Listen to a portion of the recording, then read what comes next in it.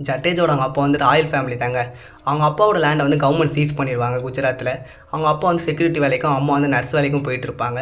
ஜடேஜா வந்து வீட்டில் தான் இருப்பார். 9 வயசாக இருக்கும்போது அவர் தூக்கத்துலேயே நடப்பாடாம் நைட்லலாம். அவங்க அம்மா வந்து டாக்டர்கிட்ட சொல்லும்போது டாக்டர் சொல்லுவாங்களாம், நீ வந்து விளையாடு கண்டிப்பாக ஜெயிப்ப அப்படின்னு சொல்லுவாங்களாம். அதே மாதிரி பக்கத்தில் இருக்க கிரவுண்டுக்கு அனுப்புகிறாங்களாம். கிரவுண்டில் வந்து பார்த்தீங்கன்னா எல்லாருமே சீனியர்ஸாக இருக்காங்க. 18 வயசு. ஜடேஜாவுக்கு வந்து 9 வயசு தான். யாருமே வந்து பேட்டிங்கும் தர மாட்டாங்க, போலிங்கும் தர மாட்டாங்க. எல்லாருமே ஃபீல்டிங் தான் தராங்க.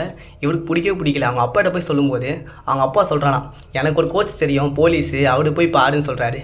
அவரும் அதை தாங்க பண்ணுறாரு. ஃபீல்டிங் மட்டும் தான் தராரு, பேட்டிங்கும் தர மாட்டாரு. போலிங் நல்லா சொல்லி கொடுத்துருக்காரு.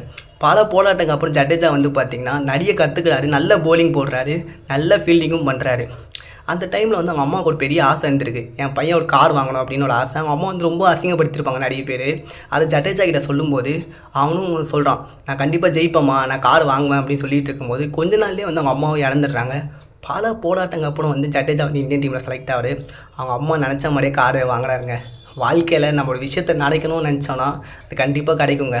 அதை மட்டும் ஞாபகம் வச்சுக்கோங்க. ஜடேஜா மாதிரி நீங்களும் நல்லா ஜெயிப்பீங்க நான் நம்புகிறேன்.